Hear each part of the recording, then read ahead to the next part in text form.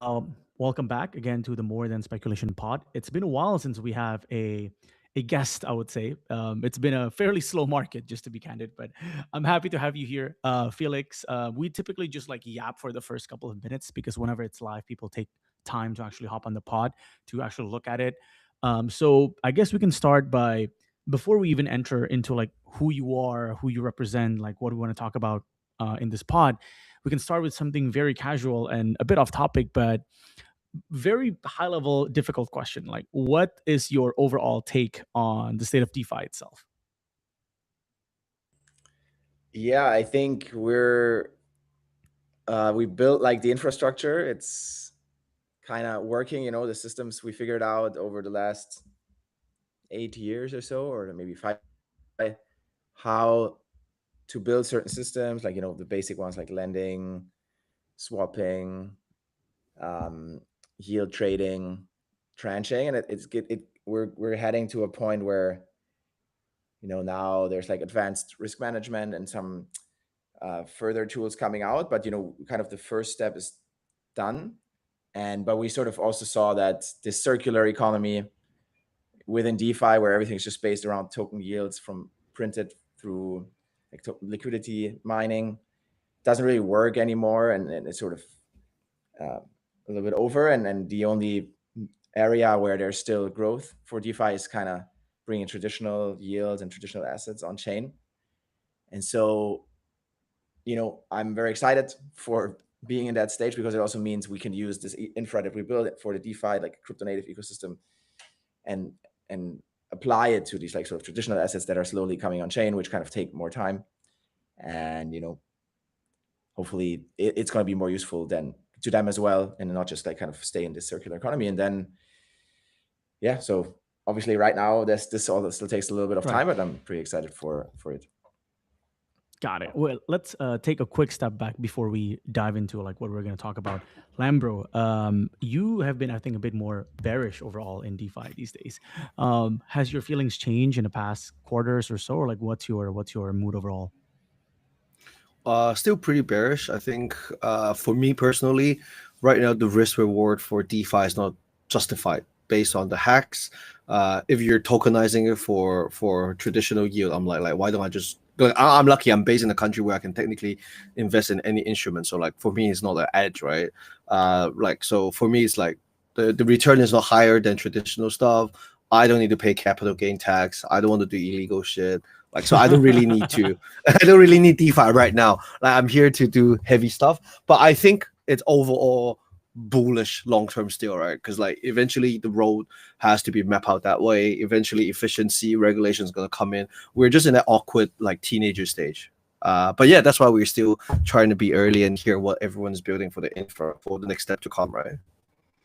Got it. Got it. With that out of the way, I think we can sort of like start and maybe Felix, I wanted to start by just like introducing you to our audience. If you don't mind describing a bit more about your crypto journey, which firm you're with, and yeah, we're excited to basically learn more about what you're building today. Yeah, awesome. Thanks for having me. I'm Felix. I'm the head of ecosystem at Symbiotic, which we're building collateral market infrastructure, meaning basically infrastructure to use assets on chain as collateral for different purposes. So most notably, it's kind of like underwriting use cases, so leveraging the collateral to underwrite certain risks, but also in a new product that we're doing, it's about liquidity for assets. So my personal journey, I've been in the space since 2017, or professionally 2018 probably, and worked a lot in the staking industry about like running the infrastructure that actually these decentralized networks run on, which was like sort of the first precondition for DeFi to exist. We needed proof of stake to be, more efficient than proof of work, especially like programmability wise and just like cost wise for operating these networks. And then, the next step, I think, sort of overlap for me. There was like DeFi summer coming along, and then you have these staking assets that generate a yield, and you can use them as like a base asset in DeFi, right? And that was kind of the liquid staking and then restaking phase a little bit, where I was involved in as well. on various fronts. I used to work at a validator company, Mm. Chorus One, that got acquired by Bitwise, and then Right. we joined Symbiotic like when it came around. As I figured out, there's kind of this convergence of the infrastructure and the DeFi Mm. side. Obviously, a lot has happened since then, and been working on this kind of intersection since. We've been really narrowing down on the use cases in terms of like how to use collateral. So that's kind of what we're working on right now, and I'm happy to dive more into that and specific products that we're currently building as Got it. well. Okay. Just very quickly for people who might not understand or like not the most savvy about DeFi or financial instruments and so on, what Mhm. are collateral markets? Yeah, in simple terms. Yeah, so like if you currently like you have assets on chain or you want to use them to um, get more value out of them, right? You don't want to Hmm. just sit around. You want to maybe earn additional yield. Um, and for a lot of those use cases, you need to like take certain risks, right? So you Hmm. can um, like leverage them, and then you have the risk to be liquidated or something like this, right? Like normal DeFi lending stuff. But we also basically introduce like primitives for you to leverage these assets in different ways. For example, also to underwrite hacks or like insurance risks, or you underwrite certain borrowers that create yield with your on your base of your collateral backing, and then you receive part of that spread back. And so collateral markets are kind of like a catch-all term to like sort of Hmm. signify that you can put down this collateral and like apply it on different use cases. Some of them will be built by external parties on the Symbiotic platform, and some of them we're also building ourselves. And then the combination of them makes for like a cost or capital efficient way to use your assets essentially. Got it. Got it. What are the products that I guess people can get their hands dirty on right now? Just so that they have a better understanding of like what Symbiotic is building these days. I read something about, maybe jumping ahead a bit, that you recently Mhm. launched a liquidity solutions for like tokenized RWA, but it seems that, as you just described, collateral markets itself encompass a much broader, I guess, thesis, right? So I'm assuming that that's just one of it. But is it, I guess, just for context purposes, some people might be asking, are you building vaults? Is that the same Yeah, thing as yeah, yeah. collateral markets, or is it Impruvia? Like, how would you define that? Yeah, vaults are definitely like a key part of this, where the vault is sort of the infrastructure that is used to sort of decide on this collateral um, exposure in a way, where each vault can sort of subscribe to certain use cases and pledge its collateral to it or not, Hmm. uh, and then kind of takes on that risk profile, right? So we are a vault-based solution.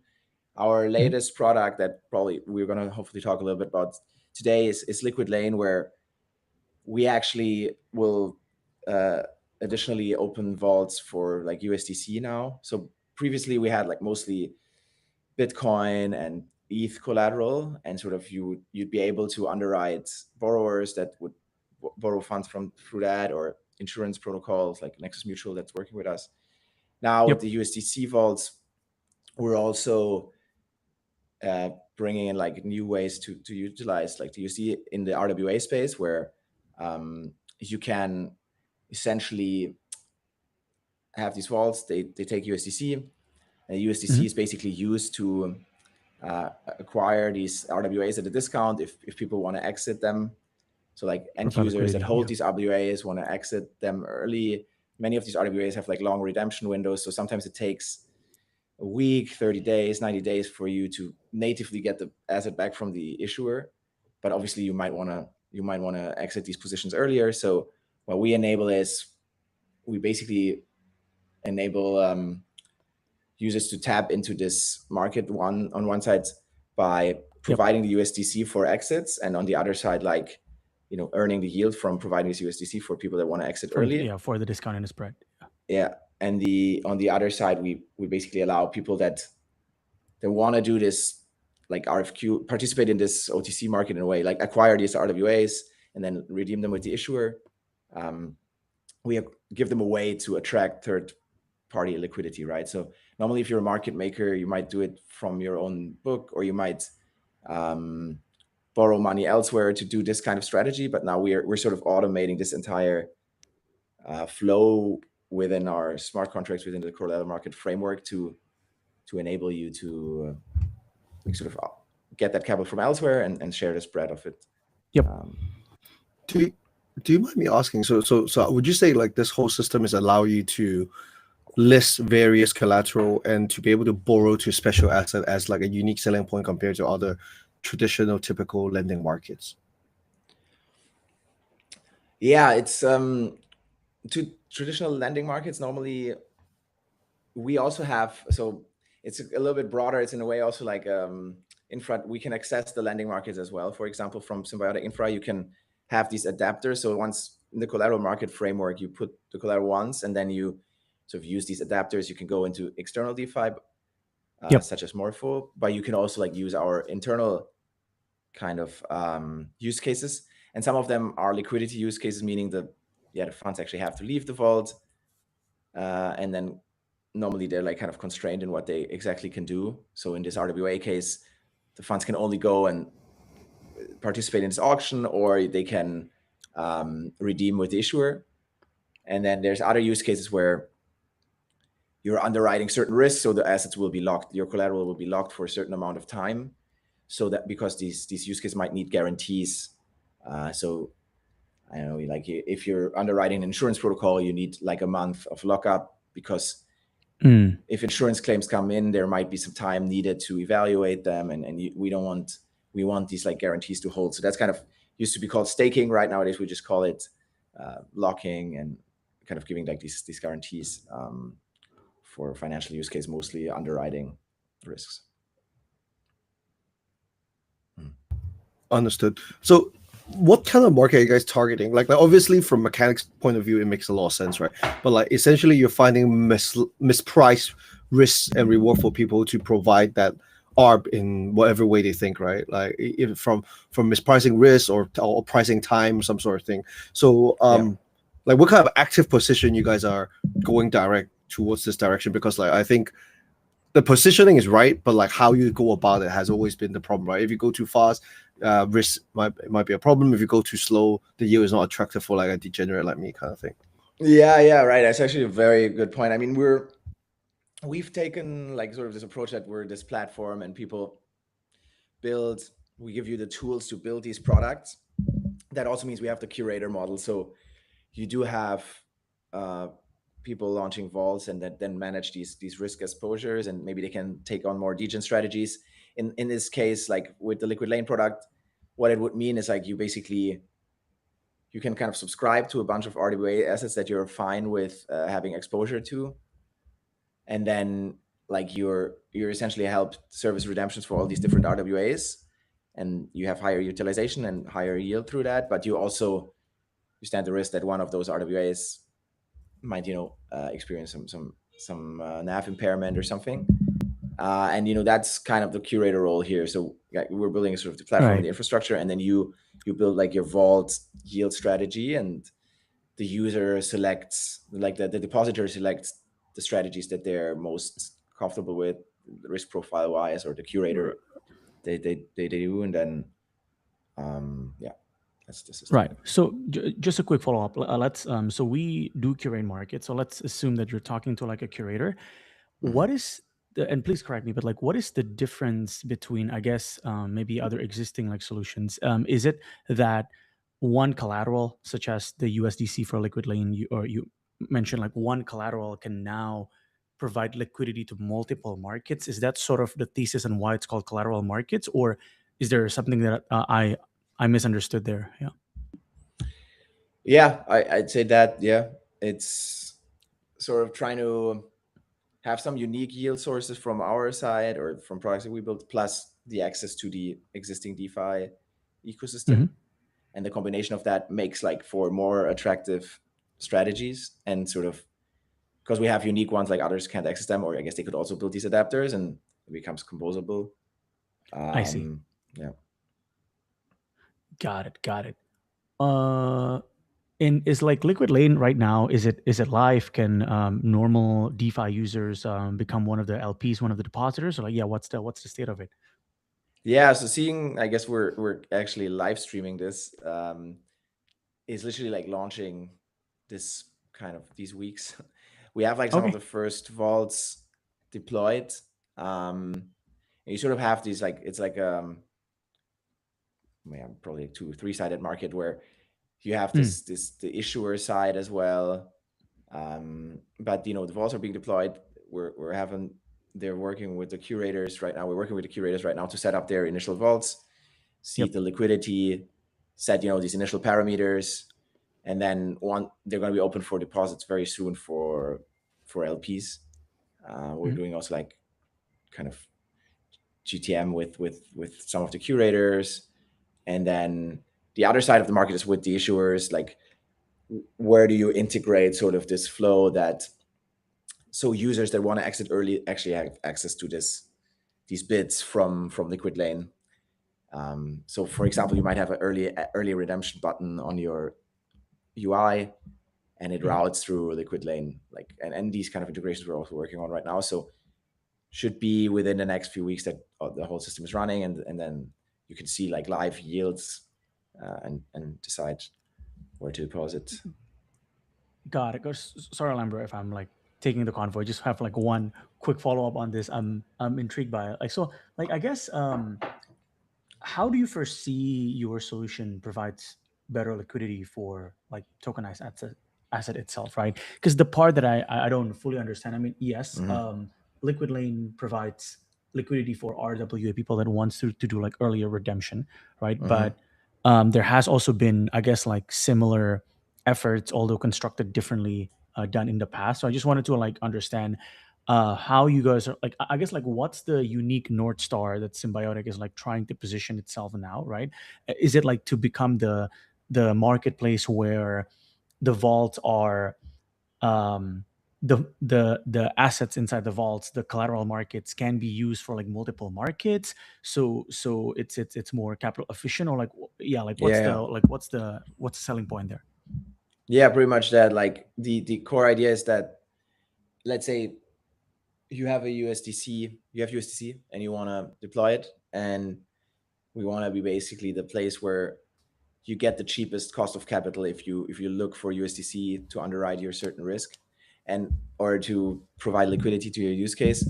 And how we do that, like in this specific example of Liquid Lane, is by essentially combining these early redemption flows with exposure to Morpho or other like lending markets while you're not actively redeeming. So the curators can decide to allocate funds to Morpho from these USDC vaults, and they will earn the base yield. But once like an RWA, like a user wants to redeem early, they can kind of give bids and say like, okay, we can acquire it at this price, and then if they're fulfilled, you kind of withdrawing from Morpho, the end user gets their USDC.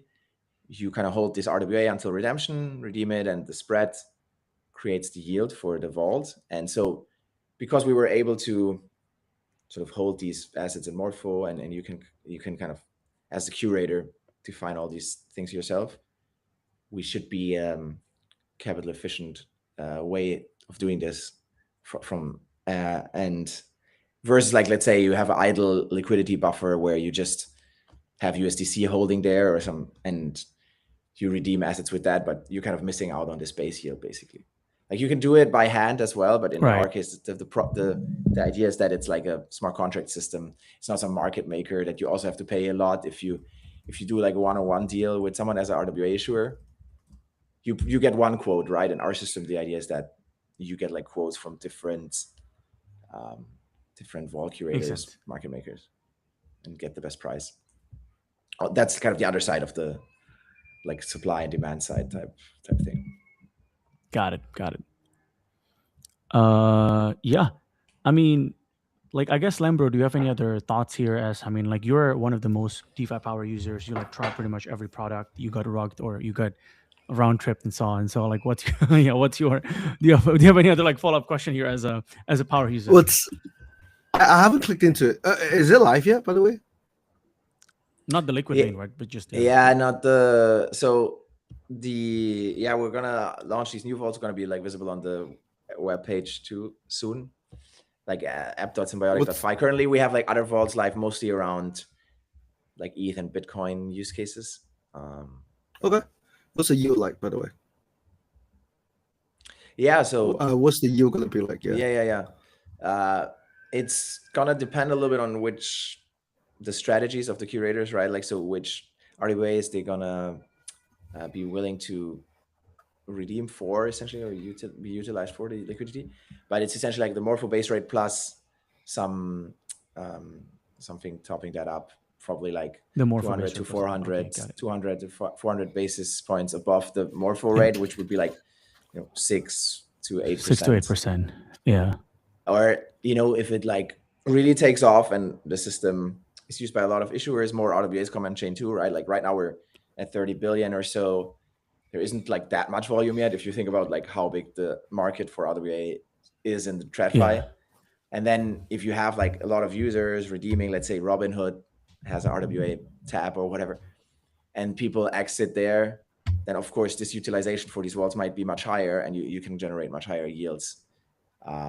But then also you might have price competition bringing down the yields. But so the idea is it'll be some significant basis points above the base rate without taking on too much additional risk, since you sort of only have this short duration exposure to a set of whitelisted RWAs that we work with the issuers with. So these are quite some different issuers like Centrifuge, like Midas, like Open Eden. These are like TradFi assets that have a relatively yep. low risk, depending on what the issuer and Would you? the fund manager. I guess if tokenized stocks become more popular and dominated, it'll be open up and a lot of market for you guys eventually. It's a good position to be for future use case, I think. Yeah, definitely. Like, so tokenized stocks, there might also be like other ways to trade them. Maybe they don't have like Mm, the same liquidity constraints sometimes, because like stock you can kind of sell relatively easy. Some of these RWA yeah, funds, they're quite illiquid otherwise, right? So the problem is really you have to go to issuer and maybe wait Yeah, all this time, or you randomly find someone that wants to buy it, and not randomly, but you need to kind of search for them, right? So our idea is I that we like how kind you of use the build a word market for randomly. this. Yeah, Yeah, you have to like yeah. you probably have to call your investment bank or whatever. Normally you call like market maker, hey, can you help me?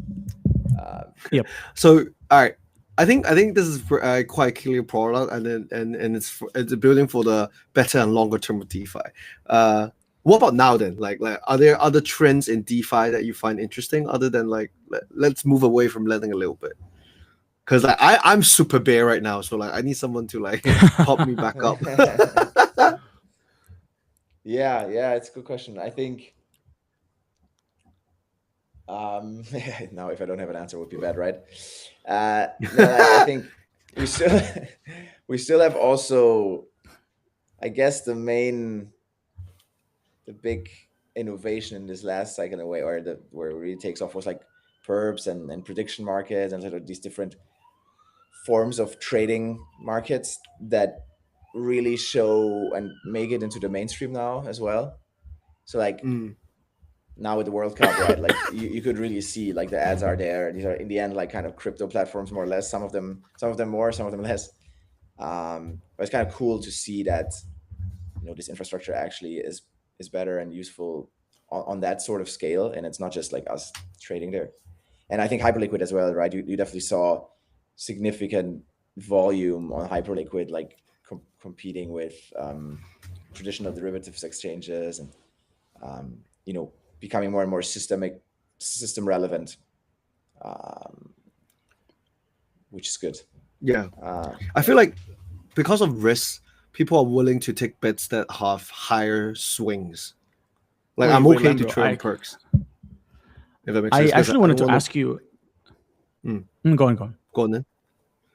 No, like you were like saying that like risk is bad, so it's better. So for some folks like you, you'd rather take on excessive risk and do perps instead Yeah, of yeah. like lending for some. Yeah, my question for you is that like at what hurdle rate would you consider, hey, at least my capital that I'm not using for trading, I want to park it in DeFi, right? Or maybe just to like expand on my question like a little bit more. I think we're starting to see like some of the qualified custodians, like Anchorage, like Kraken, and so on. Like they're like starting to be able to like tap into DeFi, right? Would it make somebody like you, even though you're like a crypto native power user, blah blah, like are you going to be more comfortable, let's say, if a protocol is a little bit more CDFI, but they're like working with like these like QCs, and then you're let's say like like hypothetically you're lending against JP Morgan money market fund for 6.5%, JSTXX for 7 point, or like is that interesting enough for you, or you feel like, oh, because I have access to like similar dollar range, I want to get at least 9% for dollar exposure on chain, like otherwise I'm just going to go to the bank or something like that. Yeah. So for me, right, like this is unreasonable, okay, but like I wouldn't mind putting in Aave for 4% or 5% ish, given Uh-huh. that I know I can pull out anytime in the market, okay? Because like if I Uh-huh. have something idle, I might as well do that. Secondly, is my off ramp costs around like what 5 bips or 7 bips Mhm. ish, depending on the rate. So like for me to on ramp again to do yield farming, I need to make sure it covers like 1% of my Yeah. cost Mhm. basically. Secondly, is that if I can put in, let's say, lighter LP or something like that for 20%, I'd rather put 100K there than put 300K for 8% yield that I have a bit of lockup. Yep. And or I can just put like a go to Pendo, find a PT that won't rock me that much, and drop like because my capital size is I have so much options, right? I don't need to park some there for a hurdle rate. So like I think that's like because I have so much option, I don't really need it. And then for me to on ramp money just to yield farm is annoying for me as well. Like so that's why the biggest part is that. But whereas like like so I've been trenching a lot on Robinhood. I've been playing prediction market. I've been playing like it's like sure, bro. Like I throw in like 50K, like something like that. Sure, but like if I have to do something meaningful, like I probably need to put at least a few 100K to yield farm something for 8% to first worth my effort. Then I need to check the new Right. contract. Then I have no hope PM in potential upside. You know what I mean? Like it's not like there's going to be the next hyper liquid airdrop or stuff like that, right? Then I'm like, all right, fuck it. Let me just put it in bank. So like, I'm not even glad, like, bro. I'm putting in banks for fixed deposits or bonds for like 6 to 8%. Then they give me like a new client, like new client bonus of like 1 to 2% realized a year. Then they give me some like for buy one get one free Michelin star coupon for my credit card and shit like that. I'm like, all right, I'm happy. My girl is happy. I don't feel like I'm an on-chain degenerate anymore. Like I might as well do that for like what realize 10%, assuming that I'll use that coupon for food and shit like that, right? So it's like, I can't be bothered anymore. Like, No, no, this is yeah, this is very good. This I think this is like a very good context for even a lot of like the DeFi builders out there, because weirdly, right, like a lot of the tokenized products are US based, but the buyers are not really US individuals, because like a lot of these people can just access those products from their like 401k accounts, right? Like so it's more of like that's why I was like asking you, for like dollar for like USD rate for certain people in like certain countries, like what makes sense and like what not, what's the effort. So no, thanks for that. That's very interesting. Yeah. the other thing Do is you have? like, Yeah.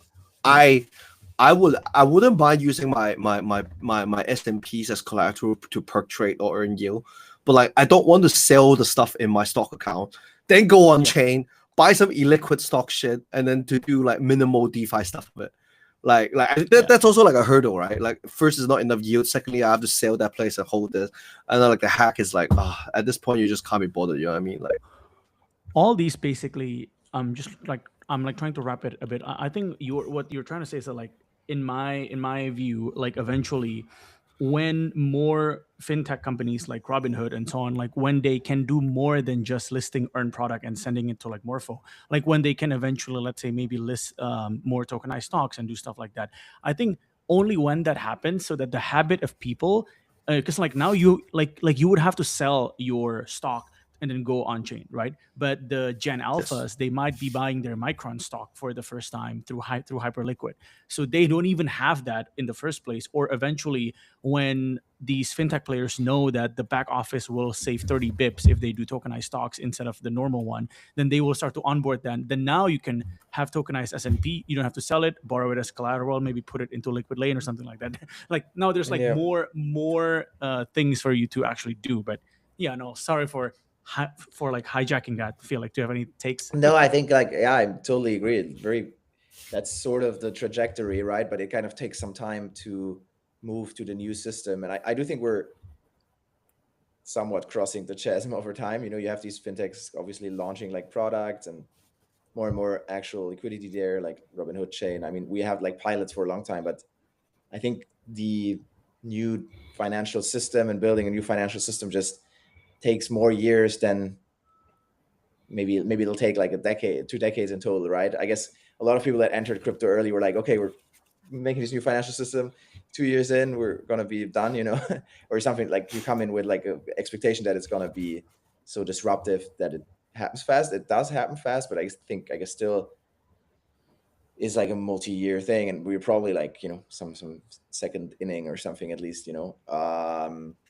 But yeah, the end state I guess is that everything's on chain by natively and then composable. Currently we're not even having the composability figured out, right, across chains, Yeah, across protocols. So there's like all these things to that will like I guess naturally evolve over time. um, cool, Yeah. cool. Awkward stage for DeFi. All right. Any question for us, Felix? yeah, good question. I mean, who If who not, would you I have a like to question have for you to end. who would you like to have as a guest on here? Like what's the goal for the next Ooh, episodes, or what topics do you want to discuss? Or I you mean can like go a dream first. guest or what? Oh, go on, yeah, go yeah, dream Okay. guest or dream topic, Put both. aside all the put aside all the like put aside all like the clickbait growth bullshit that I want to get like whoever come on, right? Like I want to bring on someone that has so much hopium that will make me port my money back on chain heavily again. So I'm not on chain poor and I'll gamble all the time. Like I need someone with high energy to bring me believe in crypto again. Like I felt so alive doing Cash Cat and Wow. Robinhood, all that stuff. But like I've lost my energy again for the past 2 days. Like I just Oh my god, man, this I miss guy. it, man. I'm like a drug addict. I had a recent He's relapse like, with on chain, and now I'm please like bring dead. the meme market back, Yeah, please. Please take me back to like 2024. it's Yeah, so go on. depressing right now, right? Like in crypto, like we just need someone that truly believes in something. But like Kobe will be good because like bro, I don't even know why. Like after the big exit, like why would he put himself through all this shit just to do the trading app again? Like he must have something in his mind that he's so ready to do it that he Hmm. yeah, I don't know. I want to pick like even though if it's not public or whatever, like I just want to know like what do he thinks the future of direction of trading is, right? Because like for me, it's like, um, what social trading only here's my 2 cents in trading, right? Social trading only works as a multiplier because an asset is going up and as in bull market is going up. So the social features is a multiplier to get more people to follow something that would go up anyways, all right? And then AI trading is bullshit because like the cost of token will be cost more than uh trading fee, and that's why it will be like a high premium subscription model that people would just pay monthly to buy, like it's just like the research report but become interactive from back in the days. So that I don't think that will work as well. And then the other bit is just like it's just go to market strategy, right? Like user acquisition. If they do well, they do well kind of thing. Because I don't think you can reinvent the trading anymore or the UI anymore from there. So like I'm just like I really feel like we have maximized the product wise what we can do. We just need time and user behavior to change because of like the market. Just like AI stocks have bring about so many new people that trade stuff on whatever. Not because of the product, but because of the actual seasonal Price thing action, to basically. make Yeah, people. yeah. Yeah. But I don't know. Like I'm just depressed over the market. Like the reason why we still keep this going is because I'm lazy to check out shit now, and I want to bring on guests to shield me to look or do things. This is like his therapy session. Okay, Yes. I, I, I, I don't know. I mean, that's the crazy thing, right? It's such a, ah, man. Maybe uh, I've never seen this person in any pod. I think maybe if we dig from like 7 years ago, he had made appearances, but I really want to know what the main founder of Tether is thinking these days, Giancarlo. Right?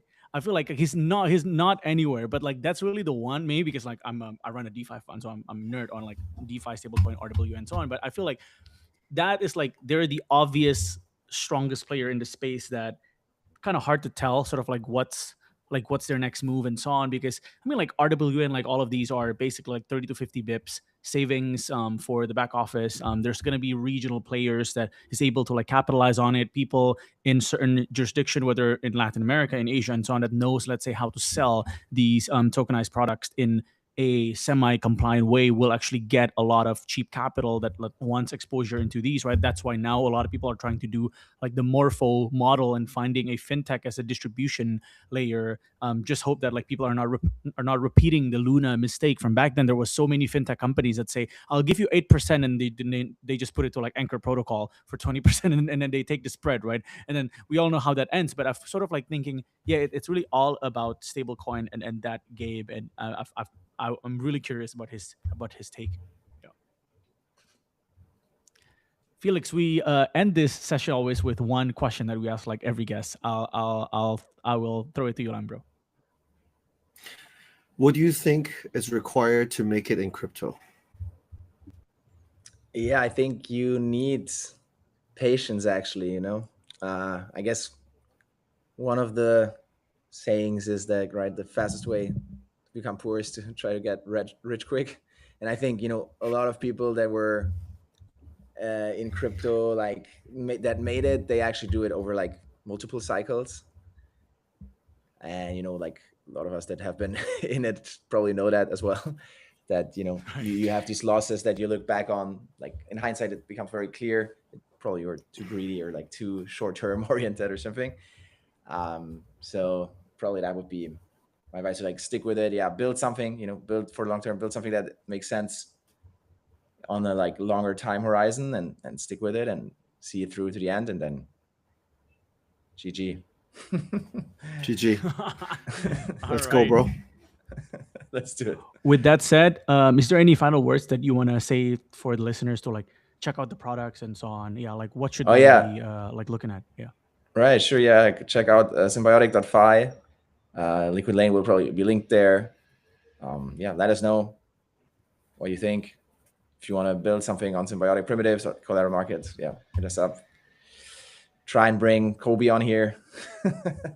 And yeah, that's it. Cool, All man. right. Awesome. Well, thank you for your time, Felix, and everybody. Will catch you next week. Cheers. All right. Thank you guys. Cheers. All right, I'm gonna stop live.